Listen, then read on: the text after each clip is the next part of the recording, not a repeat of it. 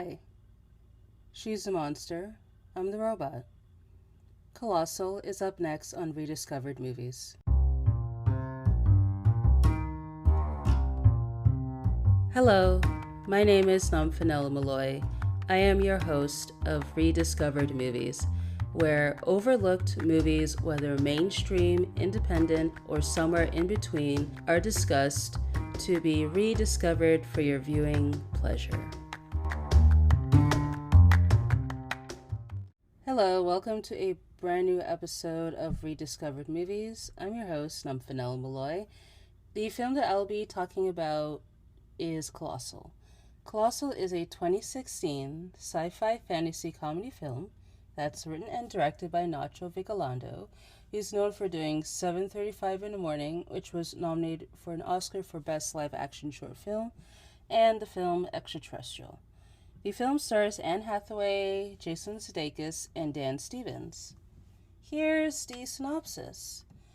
Gloria, played by Anne Hathaway, is an out-of-work party girl who leaves New York and moves back to her hometown after getting kicked out of her apartment by her boyfriend, played by Dan Stevens. When news reports surface that a giant creature is destroying Seoul, South Korea, Gloria gradually comes to the realization that she is somehow connected to this far-off phenomenon. As events begin to spiral out of control, she must figure out why her seemingly insignificant existence is having such a colossal effect on the fate of the world. So I just want to point out that with the synopsis saying that she's an out-of-work party girl, so yes, she is an unemployed writer, but I would not say that she is a party girl. She is more or less someone that just wants to consume lots of alcohol and all that stuff. So the film premiered at the Toronto Film Festival in 2016. It was released in theaters on April 14th, 2017 on limited release and expanded as the weeks went on.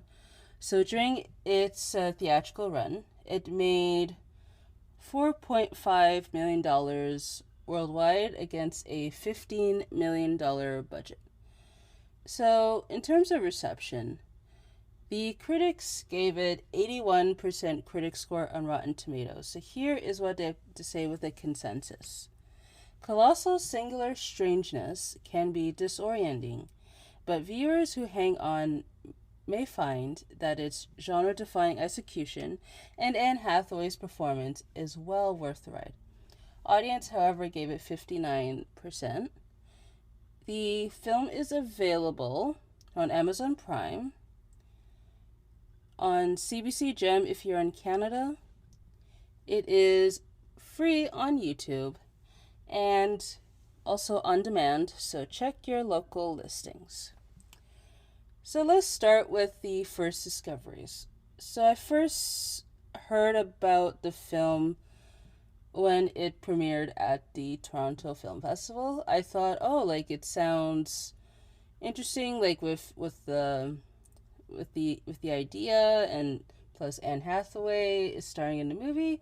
So I figured, I'd like to take a chance with this movie. So when it came out, probably on its home release, I saw it, I believe, as, I could be mistaken, either as a rental, like on iTunes, or saw it on Netflix at the time. It could be either or, but again, it's been a while. So after I saw the film, I wasn't really sure what to think of it, because I thought, it has a unique concept, but I just wasn't really sold on how that concept was told. So years later, I decided to rewatch it, for the podcast, to see if my feelings have changed. So I would say that I do like it a bit more, but it still has issues. Alright, let's go into highlights and lowlights. So with the highlights, I would say the performances from Anne Hathaway and Jason Sudeikis are solid. So what is noted that the critics, they kind of single out like Anne Hathaway's performance, but I also want to give credit with Jason Sudeikis' performance as well too with the film. So like, cause with Jason Sudeikis, yes, like it does feel familiar to like the comedy role, but what is noted is that he kind of like goes into like a dark place, like as like the charming yet manipulative and sinister friend. So even though like with him the performance was good, his character arc, however, is a different story, which I'll go into the Lowlights section. And yes, too, with Anne Hathaway.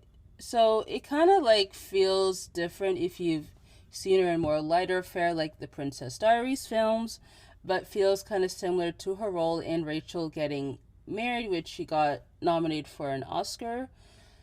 Because yet she does like do well with the comedy humor, but yet also too has to balance that with her character going through lots of emotions as she deals with her drinking problem and all the other like life issues that she gets presented in the film. So the scene I like with Gloria learning that she's the monster was like fascinating to watch, because clearly like she's in shock as she sees like the monster like mimic her mannerisms, most notably like the monster like scratching the top of her head. So yeah, like really like she's in shock as she watches it unfold, like with the news footage that happened hours prior. And speaking of the monster, I would say too the look of the monster like looks quite fascinating. So I'm not sure like how they came up with the idea of the look of the monster in general, but it looked cool to watch on screen. And I have some notable facts about the monster in the trivia section, so stay tuned for that. And these Seoul sequences, they look cool to watch. So, like, notably, when Gloria shows the guys, so like with with Jason Sudeikis' character, and also with the other guys, Joel and Garth, when she like shows them that she's like the monster, I thought, yeah, like with the footage that they've done in Seoul looks kind of fascinating. So like with those sequences, like it takes place during nighttime, as when they're in a hometown, like it's during the day. And also to like the final fight sequence, like with Gloria in Seoul, like was very engaging, because so because in the context of the film, so she, I guess when she is in the park, like in the sand area, like she does all like the moves that the monster is doing, and she kind of like has like a conscience when realizing that what she's doing is affecting the lives of the citizens in Seoul, and decides she doesn't want to do it anymore, but learns that with Oscar, like he is the giant robot, and he kind of like has his issues which conflicts with Gloria. So I guess like with her to take down Oscar, she flies to Seoul, where we see obviously like Oscar is very like intimidated because he is not sure like what is happening. And as soon as like Gloria gets like the upper hand, it was kind of quite like emotional to see like those characters in a way go at it because of their like friendship. But I mean, at the same time, like it had to get done, because clearly Oscar, he was still gonna like go at it like for his reasons. So yeah, so with that fight sequence, it was quite like emotional, but yet also engaging too at the same time. The opening image of the Princess Peach-esque doll on the ground, in a way, kind of like mirrors like Gloria as sort of like the damsel in distress. So, because clearly, like, when she finds out that she's a monster, like she's not sure what to do. Like, she's kind of like stuck in this, position type thing.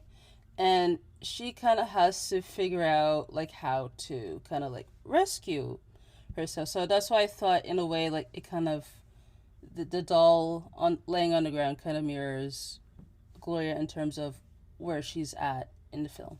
And the friends, Joel and Garth, they were like fun to watch unfold as the like supportive friends of the group. And but clearly we see like there is conflict like in the later half in the film when Gloria, she sleeps with Joel, and Oscar, he becomes more of an asshole. And the later half, I would say, is more stronger than with the first half. I think when once Oscar is introduced like as the giant robot, that's when we see a lot of stuff happening. Then with the first half, which kind of showed, Gloria and her in her chaotic state, like where she gets kicked out and then, moves to the hometown and meets up with Oscar and the gang, and it was a bit kind of slow. But then once, like I said, it starts to kick in, that's when it becomes more fun to watch. On to the lowlights. So one of the main issues I had with this movie was the execution of the film.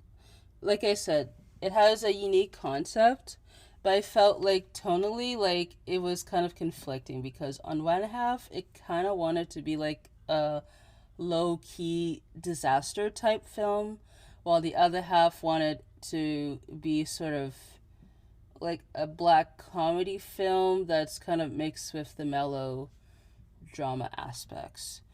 So if we just take the concept itself, that could be, I guess, tailored for like mainstream, but how that will be executed if it was mainstream, it'll be more, I guess, Tony, like with the Godzilla films, mainly with the recent one. I am blanking the name of it, with the one where Godzilla is battling Kong.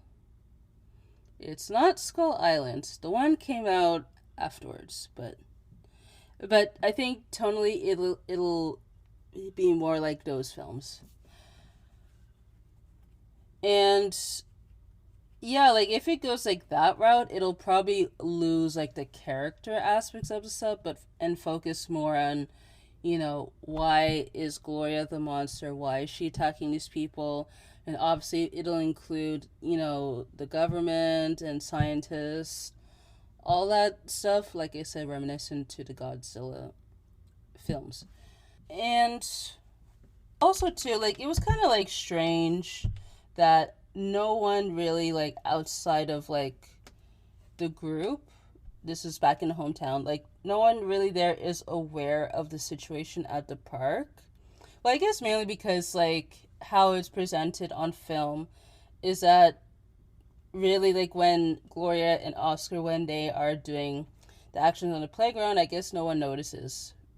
I mean, I'll give it that. But like at the end with the final fight sequence with the monster attacking Oscar, I figured like, that will raise a lot of suspicions.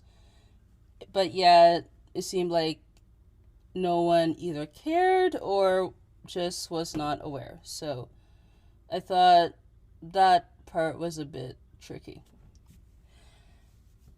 So also too, in terms of like how Oscar and Gloria became became the robot and the monster is weird. So throughout the film, there are these flashbacks of the younger selves carrying these mock-ups of Seoul, and there's like a lightning storm and wind happening. But like towards like the end, like it's revealed that this weird lightning, it strikes them, and they get these powers because Oscar has the giant robot toy while Gloria has the monster.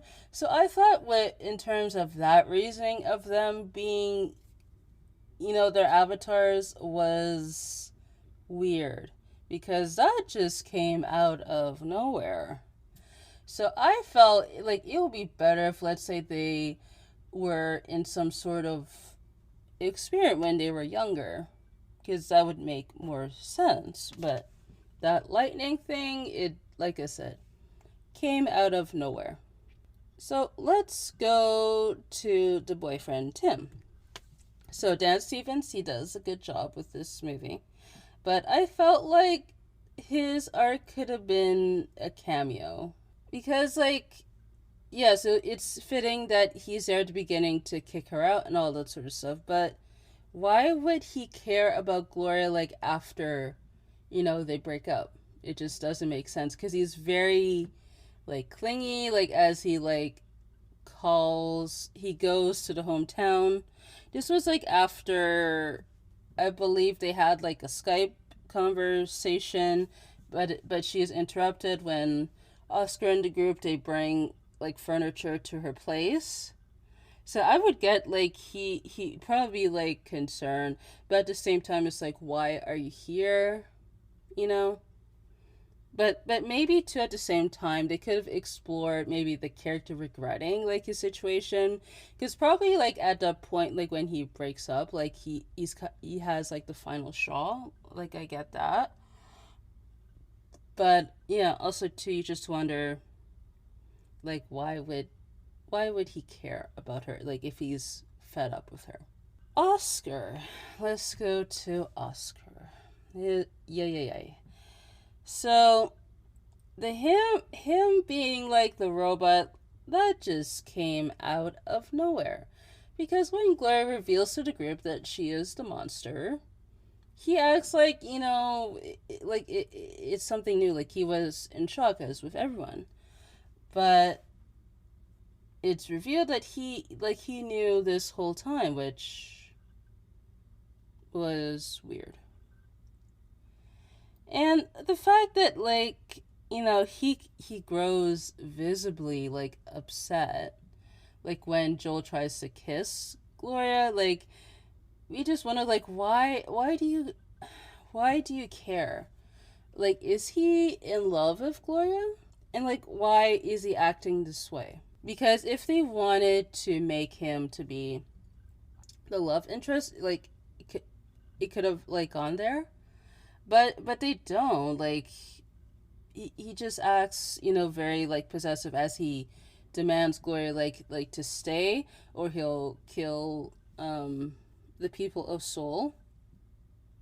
So at the end of the day, like, what is his motivation? Let's go back, because we see that, he runs this shitty looking bar, where, like, not much customers, but we see, like, in the basement level, like, he has, like, sort of like a cowboy thing happening, which Gloria, like, convinces him to, bring that back. But he tells her that, no one liked it, so that's why it is what it is, I guess, with the bar at that point. But then later on, he decides to remodel the bar, the inside, to how Gloria suggested it, but then immediately destroys it because, why? To hurt Gloria's feelings? I don't know. So that's why, like, I just wondered with his arc, what is his motivation? I don't know. Yeah, also, too, I just wonder, like, with Garth. So, at this, we see, like, Oscar, like, he kind of treats everyone like shit. Like, particularly, like, he singles she singles out Garth, like after when like Laura grows a conscience and all that stuff. So Oscar, he reveals, oh, that Garth, he's been, snorting the cocaine and all that stuff every time he goes to the bathroom, which Oscar denies. And then after like Garth calls out like Oscar, like he leaves, and we never see him again. So I just wondered like where he at, because I figured like during the final fight sequence we could just see a glimpse of where he is at this point, but he just completely vanishes. Like, also too, like, why does the monster vanish in midair? I don't really have anything else to add for that note, but I just wondered like why, like, because like when she is on the ground, the monster is on the ground, but yet at one point, poof, disappears. Or maybe when they step out of the sandbox, disappears, but... And, like, also, too, why is the sandbox, like, why is it that sandbox is the place where they become the monster? I don't know. I don't know. And another note is that with Gloria sleeping with Joel feels random, because is she lonely at this point? Like, does she want a rebound? There was really no clear answer, because clearly there was no chemistry between those characters, because he is, awkward and she has her situation. So them getting together, questionable. Alright, let's go on to trivia. So the director claimed that the film was the cheapest Godzilla movie ever made, and showed photos of the character at the Cannes Film Festival. This was before the film was made. So, apparently the Godzilla's copyright owner, Toho, was not happy, which resulted in a lawsuit. And then a settlement was made, and then as a result, they had to change the movie's location from Tokyo to Seoul, and that the movie would not use a derivative of Godzilla. That is notable. So it kind of makes you... I get that the director wanted to use Godzilla, like, I guess as like a reference or as an influence, but probably used Godzilla's image a bit too much at that point. Again, we don't know full details, but yeah. So, keeping with the monster. So, apparently there was no motion cap footage for the creation of the monster, but rather they used footage of Anne Hathaway acting out her parts, which was given to the visual effects team, who used that as like reference point. So, the artists, apparently, the visual arts artists, like, they were responsible for the look of the monster itself, not the director, because he stated that it was partly due to his lack of artistic skill, and partly due to him wanting them to feel like characters that feel like a part of the genre they're playing with. Which is interesting. Because I figured, like, most directors, like, they will have, like, a certain, I guess, look that they want to achieve. But, yeah, it was interesting that he pretty much left that, I guess, creative freedom for the visual effects artists. So, noted. And so Anne Hathaway, like, not only she who's the main character, but she also executive produced the film. So she was the first to sign onto the project when it had no financial backing. She first heard about the script after finding herself, quote, in a little bit of an artistic no man's land for inspiration. The director, Jonathan Demme, screened her a copy of A Field in England, which Hathaway decided it represented the type of film that she wanted to make. And then she asked like her reps to see a similar script. that she could do, and then as a result, she was given the Colossal script. And she found herself attracted to the genre-hopping nature of the script, later comparing it to being John Malkovich as one of her favorite films, which is interesting. So, lastly, I usually ask this question, why should this movie be rediscovered? Or sometimes I'll say, should this movie be rediscovered? Now, in terms of should this movie be rediscovered, well, I leave that up to you to decide. But for me, I would say yes, but proceed with caution, because if you're expecting Godzilla-esque film, you're not going to get that with this movie. So, as in terms of why should this movie be rediscovered, I would say it has a unique concept, which yes could be catered for mainstream, but they model it as an indie film. Now, is that used effectively? Like I said, it's quite flawed, but at the end of the day, it's quite entertaining to watch. The performances from the cast, particularly Anne Hathaway and Jason Sudeikis, is great. And also, too, the sequences that they have in Seoul are quite fascinating to watch. Even though it takes place during nighttime, it's just how it was shot with the cinematography and how the CG of the monster and the robot came together. It works. So that pretty much wraps up the discussion on Colossal. So just before I sign off, the next episode will be the season 1 finale, which I am excited for. And so after the season finale, there will be a recap and a Q&A. So if you want to submit questions for that episode, you could send an email, which is rediscoveredmovies@gmail.com. You could go to social media, either Twitter or Instagram, at @RDMoviesPod, and leave your question in the comment section for that post.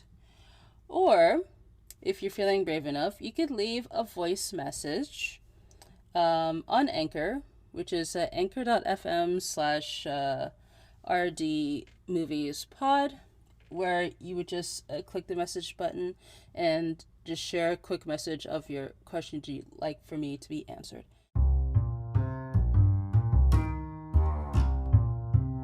That is a wrap on this episode of the podcast. You can submit questions, comments, and suggestions by email, which is rediscoveredmovies@gmail.com.